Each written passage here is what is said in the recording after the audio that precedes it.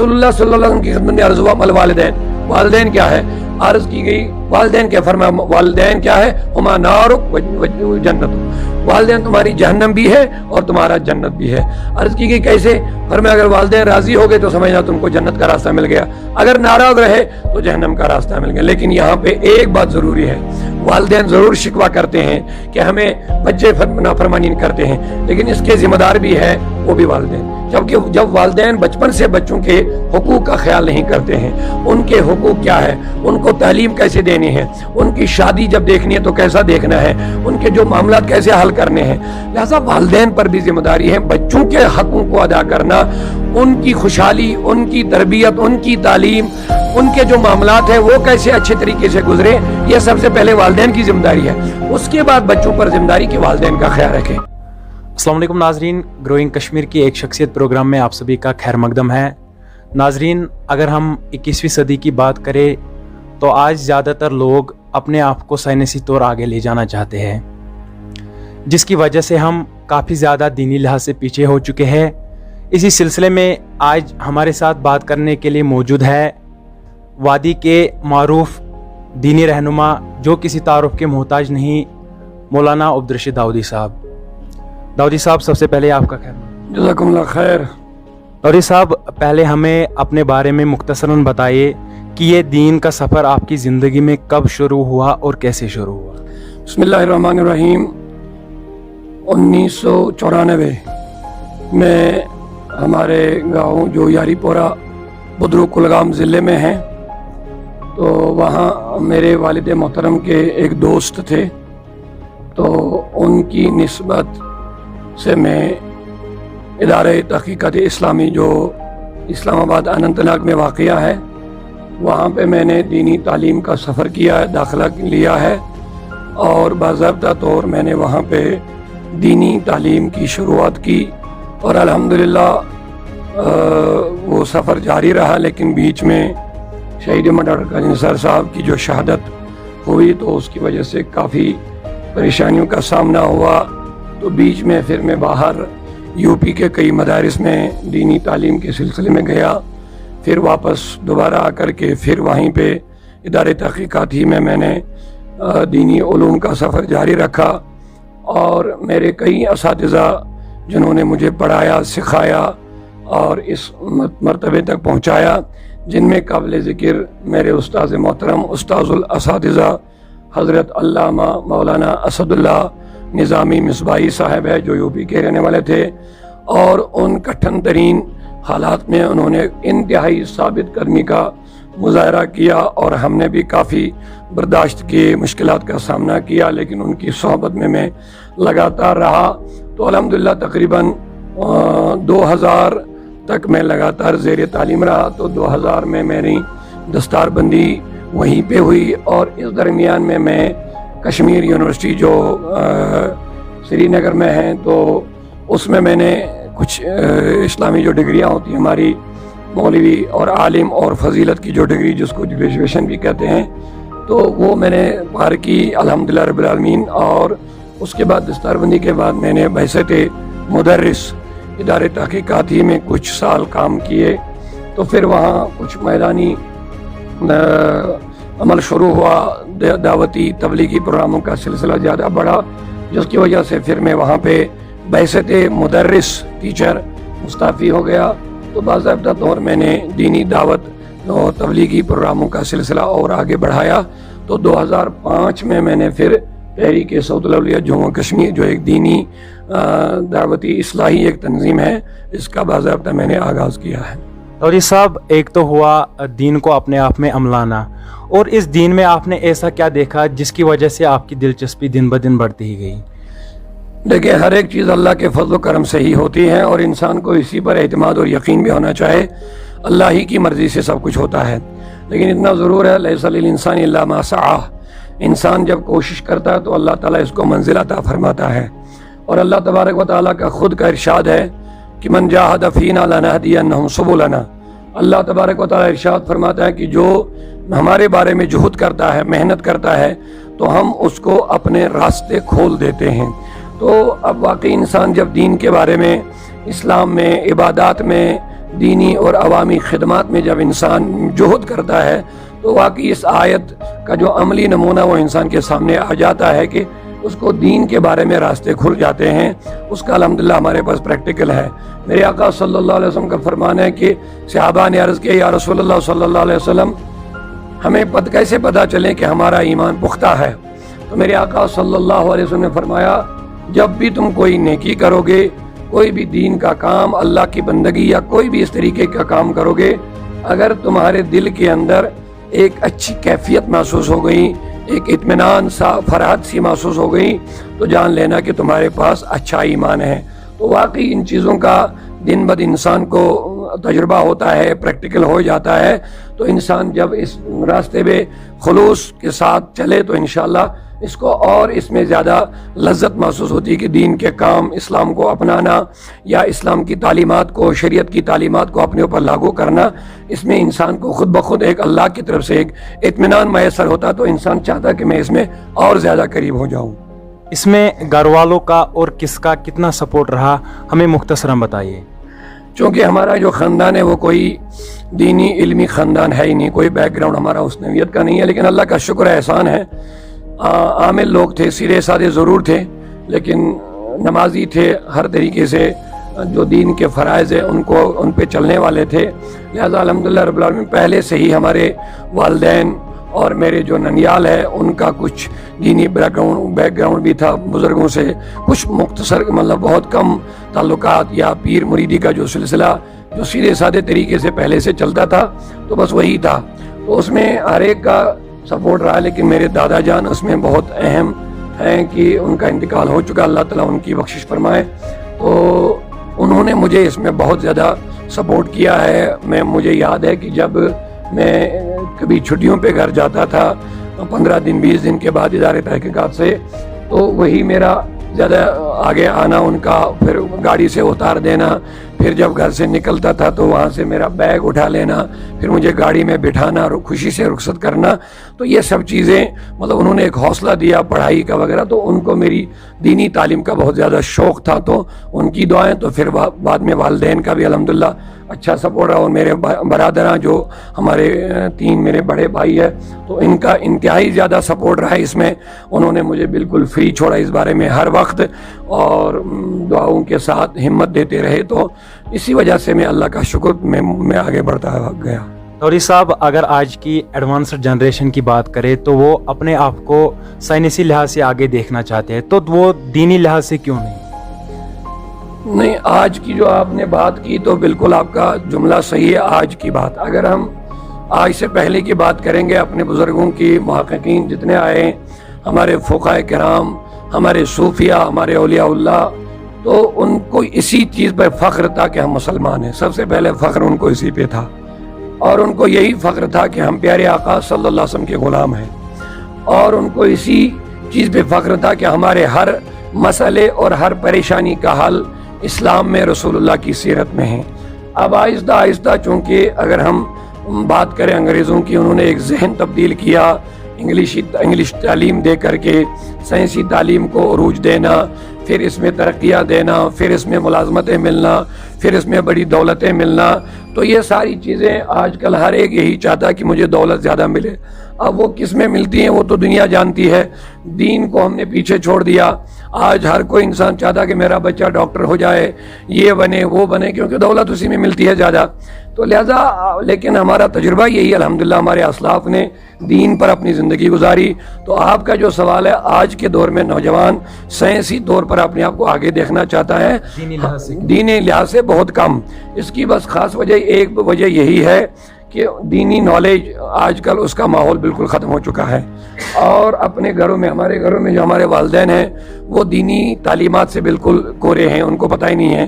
اس وجہ سے وہ بچوں کو صرف آج کل انگلش میڈیم ہیں، کوچنگ سینٹرز ہیں، ہر جگہ آپ دیکھ لیجئے. تو بچوں کو ایک ماحول صحیح پیدا ہو چکا ہے کہ نہیں، مجھے دنیا ہی دنیا ملنا چاہیے، اسی میں پیسہ بھی ملتا ہے، اسی میں عزتیں بھی بظاہر ملتی ہے. تو ہر کوئی بچہ جب اسی ماحول میں پلتا ہے، اس کو جو قرآن پڑھنے والا جب والدین ہے ہی نہیں، قرآن کی تعلیم، اپنے بزرگوں کی تعلیم، اپنے اسلاف، اپنے جو مجاہدین اسلام تھے، جو سائنسدان اسلام میں آ چکے ہیں، جنہوں نے ہمیں سائنس دیا تھا، जिन्होंने बड़े बड़ी इजादात किए, उनकी तालीमात को जैसे मस्तूर कर दिया गया, पोशीदा रख दिया गया, तो हमारे बच्चे समझते हैं शायद दीन इस्लाम नाम है बस नमाज पढ़ने का, रोज़े रखने का। ऐसा नहीं है। और लेकिन इसकी ख़ास वजह यही है कि हमारे घरों में ये एक तरबियत का माहौल ही नहीं है कि जो हमारे छोटे छोटे बच्चों को इसी तरबियत में उनकी परवरिश करता, ताकि वो समझते कि इस्लाम ही सबसे आला है। और सबसे बड़े साइंटिस्ट अगर है दुनिया में तो कोई प्यारे आका सल्लल्लाहु अलैहि वसल्लम के। अगर आज की साइंस आप देखें और प्यारे आका सल्लल्लाहु अलैहि वसल्लम की सुन्नत को देखें, शरीयत को देखें, फिर आप तकाबुली मुआयना करें, देखें, वो हर एक जगह आपको हुजूर के एक एक कदम पे साइंस ही साइंस नज़र आ जाएगी। लेकिन अब माहौल यही है कि सिर्फ मादियत परस्ती बढ़ गई लोगों के अंदर, और बस यही चाहते कि पैसा कहाँ से मिले। लेकिन ये एक ख़ास वजह है कि दीनी तालीम नहीं है, और दीनी तालीम का घरों में माहौल नहीं है, और हर एक वालिदैन अपने बच्चों को सिर्फ दुनियावी तालीम में लगाया हुआ है, तो वो बच्चों का जहन भी उसी तरीके तैयार होता है। हम ये नहीं कहते कि आप बच्चों को मौलवी बनाओ, हम ये ज़रूर कहते हैं कि बच्चों को दीनी उलूम से आशना करो, रसूलुल्लाह की सुन्नत, उनकी जो हिकमत भरी तालीमात हैं, साइंस से भरी तालीमात है, उससे अपने बच्चों को मतलब जानकारी दे दो, ताकि वो भी समझे कि दुनिया में हुजूर का मुकाबिल दुनिया में कोई नहीं है। उनको भी पता चले कि साइंस ये बात की चीज़ है, पहले जो हुजूर की तालीमात है वो कामिल और मुकम्मल, जिसके लिए डॉक्टर इकबाल ने खुद फरमाया, वो दानाए सुबुल ख़त्म रसूल मौलाई कुल, जिसने गुबारे राह को बख्शा बरोगे वादी सीना। अगर हम साउथ कश्मीर की बात करें, आप खुद भी साउथ कश्मीर से बिलोंग करते हैं, तो यहाँ के जो यूथ है वो ज़्यादातर ड्रग्स के शिकार होते जा रहे हैं, सुसाइड्स के शिकार होते जा रहे हैं, तो इसकी असल वजह क्या है? नहीं, ये सिर्फ साउथ कश्मीर की बात नहीं, बल्कि आजकल अब देखें तो पूरे कश्मीर में ये ज़्यादा दिन ब दिन बढ़ रहा है। बहुत संजीदगी के साथ उम्मत मुस्लिमा को इस पे गौर करना चाहिए। ये एक अहम गौर तलब मसला है। तो मुसलमानों को जो रसूलुल्लाह सल्लल्लाहु अलैहि वसल्लम की तालीमात हैं उसके साथ हमें जुड़े रहना चाहिए। और मैंने अभी जो आपके पहले वाले सवाल से मैंने जो गुजारिशात की कि हमारे नौजवान जो दीन से दूर होते जा रहे हैं, हुजूर की तालीमात, कुरान, सुन्नत मुस्तफ़ा और औलिया की जो तालीमात थी, आप देखिए पहले ज़माने में आपको कहीं नज़र नहीं आएगा किसी की ने खुदकशी की है। बहुत इक्के दुक्के वाक़ात 1000 में, 2000 में, 10,000 में एक जगह नज़र आता था, लेकिन आज हकीकत में हर दिन में वाक़ात रोनमा होते हैं। तो इसकी ख़ास वजह यही है कि हमारे घरों में दीनी तालीमात का फुकदान हो रहा है। हमारे बच्चों को जो परेशानियाँ लाहिक होती हैं, उन परेशानियों का इजाला वो अपने कियास और अपने दिमाग और दुनियावी जो मामलात मसाइल उनके तनाजुर में निकालना चाहते हैं, और उनकी परेशानियों का इजाला उनसे नहीं हो पा रहा है और ना होगा। हाँ, हर एक परेशानी का इजाला अच्छे तरीके से बहुस्न खूबी अगर निकालना है तो हुजूर नबी पाक सल्लल्लाहु अलैहि वसल्लम की तालीमात में हर एक परेशानी का हल है, हर एक परेशानी का इजाला है। शेखुल आलम शेख नूरुद्दीन नूरानी रहमतुल्लाह अलैह फरमाते हैं, मोहम्मद चोर यार बरहक गंजरुक, मोहम्मद चोर यार बरहक गंजरुक, इमनी निशानी सरी न्याय। यानी जब इंसान किसी परेशानी में गिर जाता है, जब कोई रास्ता नज़र नहीं आता, तो उसको बस यही लगता खुदकुशी हो, या मैं अपने आप को फांसी दे करके अपने आप को ख़त्म करूं, या ड्रग्स इस्तेमाल करके शायद मैं अपने आप को सुकून दे दूंगा। लेकिन उनको सोचना चाहे वो बुराई तरफ लग रहे हैं, इसके पीछे बहुत सारे हाथ हैं।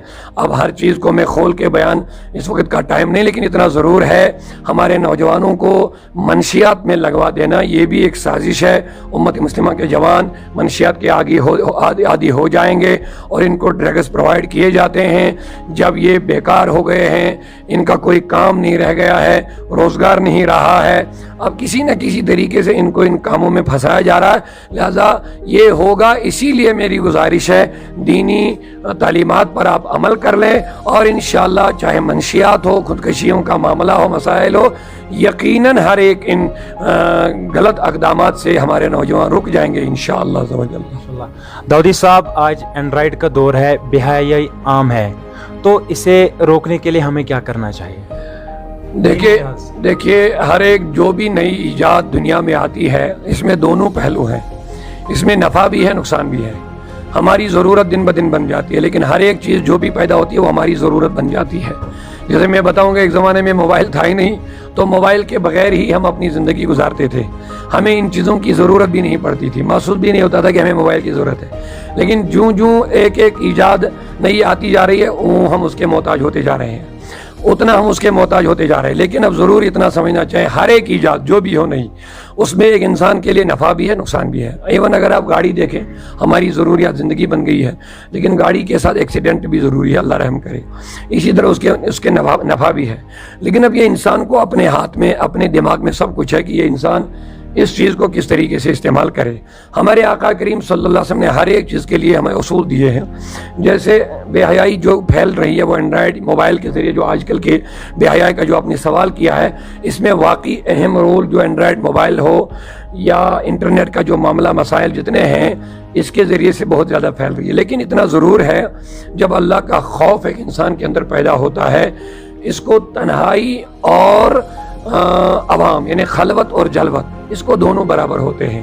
ایسا نہیں کہ یہ لوگوں کے سامنے گناہوں سے بچے گا اور خلوت میں جا کے گناہ کرے گا, لیکن جب اس کے اندر اللہ کا خوف پیدا ہو جائے گا, تقوی پیدا کرے گا اپنے اندر, اچھے لوگوں کی صحبت میں رہے گا, صالحین کی صحبت میں رہے گا, دینی تعلیمات سے وابستہ رہے گا. اور اسی لیے میں نے ابھی جو بات کہی کہ ہر ایک مجھے لگ رہا ہے کہ 100 بات کی ایک بات وہ ہے دینی تعلیم, دینی تربیت, روحانی اخلاقی تربیت. جب ہم اپنے بچوں کو دے دیں گے صحبت صالح تورا صالح کنن, اچھے لوگوں کی صحبت ان کو صالح بنا دے گی جو ان کو روحانی طور پر ایک بیداری دے دیں گے کہ اللہ دیکھ رہا ہے. اسی لیے پہلے زمانے میں خانقاہیں ہوتی تھی, صالحین کی صحبتیں ہوتی تھی, ان کے پاس بیٹھنا اٹھنا وہ ہمارے باطن کو صاف کرتے تھے, ہمارے نفس کا تزکیہ کرتے تھے, ہمارے دلوں کا تصفیہ کرتے تے. وہ خود بخود ان کے پاس غلطیاں مطلب گناہوں کے اڈے ہوتے تھے باہر, لیکن وہ ان کی طرف آنکھ اٹھا کر کے بھی نہیں دیکھتے. ایسا نہیں کہ بے حیائی آج ہے. مجھے یاد آتا ہے جب ملک غالباً روم میں صحابہ کرام چلے گئے ملک روم کو فتح کرنے کے لیے, تو ملک روم کے بادشاہ نے سنا کہ عرب کے لوگ عورتوں کے بڑے عاشق ہوتے ہیں. ان کو پتہ چلا کہ اب میں ان کا مقابلہ نہیں کر پاؤں گا, بس ایک بات ہو سکتی ہے جس کے ذریعے سے میں ان کو ناکام کر سکتا ہوں, وہ یہ ہے کہ میں اور روم کی تمام جو خوبصورت لڑکیاں ہیں ان کو میں بناؤ سنگار کر کے راستوں میں لگا دوں گا. یہ جب مجھے حملہ کرنے آئیں گے تو ان کی نظریں ان پر پڑیں گے تو یہ خود بخود رک جائیں گے, انہی میں لگ جائیں گے. لیکن خالد بن ولید ماشاءاللہ اللہ کی جو اس کو مصطفیٰ نے سیف اللہ کہہ دیا, اللہ کی تلوار, ان کے کان میں یہ بات پہنچ گئی تو انہوں نے بس ایک ہی اعلان کر دیا, اے لوگو اوپر نظر اٹھا کے مت دیکھنا جب تک تم روم کے سینٹر میں داخل نہیں ہو جائیں گے. اب ہوا کیا, دونوں طرف سے لائنیں لگی ہوئی تھی عورتوں کی, بالکل بال کھولے ہوئے, سینہ کھولے ہوئے, بناؤ سنگار, خوبصورتی وغیرہ. یہ وہ نوجوان اندر گھس گئے, رسول اللہ کے صحابی اندر گھس گئے. روم کو فتح کر کے واپس جب آ گئے تو انہوں نے واپس آ کر کے لوگوں نے کہا کہ کیا تم نے راستے میں کچھ دیکھا؟ انہوں نے کہا کچھ نہیں دیکھا. انہوں نے کہا اس طرح معاملہ تھا. انہوں نے کہا اللہ کی قسم ہمیں ان چیزوں کا پتہ ہی نہیں کہ کوئی لڑکی سامنے ہمارے لیے سجائی گئی تھی, کیونکہ ہمیں آرڈر ملا کہ بس نظریں نیچے کر کے آگے گھس جاؤ, ہمیں پتہ بھی نہیں چلا کہ ہمارے سامنے کوئی لڑکی رکھی گئی. یہ ہے اللہ کا خوف. لہٰذا ایسا نہیں کہ صرف آج بے حیائی ہے, ایسا نہیں کہ آج بے پردگی, یہ معاملات بہت پہلے سے چلے آ رہے تھے. اب صرف اتنا ہے کہ آج ہر ایک کے ہاتھ میں آ گیا ہے موبائل کے ذریعے سے. لیکن اتنا ضرور ہے اگر بچوں کے اندر, ہماری بیٹیوں کے اندر اللہ کا خوف رہے گا کہ نظر کا بگاڑنا, نظر کا زنا کتنا خطرناک ہے, ہاتھوں کا زنا, آنکھوں کا زنا, یہ سب بدکاریاں اگر ان کو پتہ چلے کہ یہ انسان کے لیے دنیاوی طور کتنا خطرناک ہے, پھر ان کی جو سزائیں ہیں مرنے کے بعد وہ سزائیں بھگتنا پڑیں گی, اس کا کتنا خطرناک مسئلہ ہے. میرے آقا صلی اللہ علیہ وسلم نے فرمایا جس نے اپنی نظر کو بگاڑ دیا اس کو جہنم کی آگ ان آنکھوں میں بر دی جائے گی جو ناقابل برداشت ہوگی.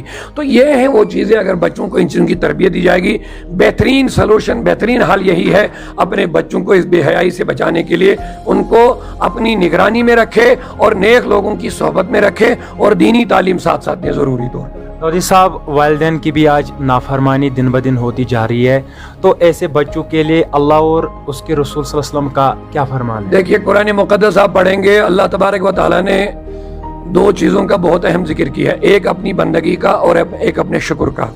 خدا کی بندگی اور خدا کا شکر یہ بہت اہم 2 چیزیں ہیں. لیکن جہاں اللہ تبارک و تعالیٰ نے اپنی عبادت کا ذکر کیا, اللہ تعبدوا الا اللہ, اللہ کے سوا کسی کی بندگی نہ کرو, اور اس خات میں فرمایا وبالوالدین احسانا, اور اللہ کے عبادت کے ساتھ والدین کے ساتھ احسان کرو. وعبدونی, میری بندگی کرو. اللہ نے خود فرمایا میری عبادت کرو, لیکن ساتھ میں یہ بھی فرمایا والدین کے ساتھ احسان کرو. اور ایک جگہ ارشاد فرمایا میری عبادت کرو मेरा शुक्र करो, वशकुरूली वली वालिदै, अपने वालदैन का भी शुक्र करो और मेरा भी शुक्र करो। यानी अपनी इबादत के साथ वालदैन का एहसान जोड़ दिया और अपने शुक्र के साथ वालदैन का शुक्र जोड़ दिया कि उनका भी शुक्र करो। एक जगह इरशाद फरमाया फला तकुल्लहुमा उफ, उफ तक भी माँ बाप को मत कहना। वकुल्लहुमा कौलन करीमा, नरम और करम इज्जत वाली और तकरीम के साथ इनके साथ बात करो, गुफ्तगू करो। रसूलुल्लाह सल्लल्लाहु अलैहि वसल्लम की खिदमत में अर्ज़ हुआ मल वालिदैन, वालिदैन क्या है, अर्ज की गई वालिदैन क्या, फरमाया वालिदैन क्या है, हुमा नारुक व जन्नतुक, वालिदैन तुम्हारी जहन्नम भी है और तुम्हारा जन्नत भी है। अर्ज की गई कैसे, फरमाया अगर वालिदैन राजी हो गए तो समझना तुमको जन्नत का रास्ता मिल गया, अगर नाराज रहे तो जहन्नम का रास्ता मिल गया। लेकिन यहाँ पे एक बात ज़रूरी है, वालिदैन ज़रूर शिकवा करते हैं कि हमें बच्चे नाफरमानी करते हैं, लेकिन इसके ज़िम्मेदार भी है वो भी वालिदैन। जबकि जब वालिदैन बचपन से बच्चों के हुकूक का ख्याल नहीं करते हैं, उनके हुकूक क्या है, उनको तालीम कैसे देनी है, उनकी शादी जब देखनी है तो कैसा देखना है, उनके जो मामला कैसे हल करने हैं, लिहाजा वालिदैन पर भी जिम्मेदारी है बच्चों के हकों को अदा करना, उनकी खुशहाली, उनकी तरबियत, उनकी तालीम, उनके जो मामलात है वो कैसे अच्छे तरीके से गुजरे, ये सबसे पहले वालिदैन की जिम्मेदारी है। उसके बाद बच्चों पर जिम्मेदारी कि वालिदैन का ख्याल रखें। फिर भी मेरी गुजारिश बच्चों से है, अगरचे कोई आपके वालिदैन दीनी तालीम से या उनको आपके हुकूक का लिहाज नहीं है, आपकी तालीम और तरबियत का लिहाज नहीं है, तब भी आप पढ़े लिखे नौजवान हो, फिर भी आपको वालिदैन का ख्याल रखना चाहिए, उनको कभी भी नाराज़ ना करे। इसी में तुम्हारी कामयाबियाँ हैं। और ये साहब अल्लाह की तरफ से जो हम पर वबाई अमराज भेजे जाते हैं, ये बीमारियां जो है ये हम पर क्यों लाहक होती है और इनसे बचने के लिए हमें क्या अल्लाह तबारक व तआला ने वाज़े, इसके अलावा हम क्या कह सकते हैं, रब्बे ज़ुल जलाल ने खुद इरशाद फरमाया कि जो भी तुम्हें मुसीबतें आती है बेमा कसबत अयदीकुम, जो भी तुम्हें मुसीबत आती है किसी भी सूरत में आती है बेमा कसबत अयदीकुम, ये तुम्हारे हाथों के करतूत होते हैं। जब ज़मीन के ऊपर गुनाह बढ़ते हैं, जो अभी आप सवाल करते बेहयाई बढ़ती है, किसी भी कौम में बढ़ जाएगी, किसी भी कौम, सिर्फ उम्मत मुस्लिमा नहीं। आज जो वबाई मर्ज जो पूरी दुनिया में फैल गया, ये सिर्फ मुसलमानों पे नहीं आया, पूरी दुनिया लोग आजकल बेहयाई के शिकार हो चुके हैं। शराब, अय्याशी, खुदगर्जी, कत्ल गारत, जुल्म और तशद्दुद, न जाने कितने गुनाहों में लोग मुब्तला है। लिहाजा जब भी अल्लाह की इस ज़मीन के ऊपर गुनाह हद से बढ़ जाते हैं तो अल्लाह तबारक व तआला किसी न किसी तरीके से इन बंदों पे अपना अज़ाब नाजिल कर ही देता है। जैसा कि अभी मिसाल चल ही रही कि कोई भी दुनिया का इंसान इससे मुतासिर हुए बगैर नहीं रहा, किसी भी तरीके से मुतासिर हुआ। तो लिहाजा ये साफ है, अल्लाह फरमाता जब भी तुम्हारे जो करतूत हैं उसी का सज़ा तुम्हें मुख्तलिफ तरीक़ों से मिलता है। अब हमें चाहिए कि गुनाहों से बचे, इस्तिग़फ़ार करे, खैरात करे। अस्सदक़ात जो होता है वो बलाओं मुसीबतों को रद्द कर देता है। गरीबों का ख्याल रखे, मोहताजों का ख्याल रखे, जो फाके लोग मर रहे हैं उनके पेट को भर ले, इंशाअल्लाह यकीन है उनके ऊपर जो तुम खर्चात करोगे वो मुसीबतों के लिए एक रुकावट बनती है, जो मुसीबत आती हैं वो टल जाती हैं।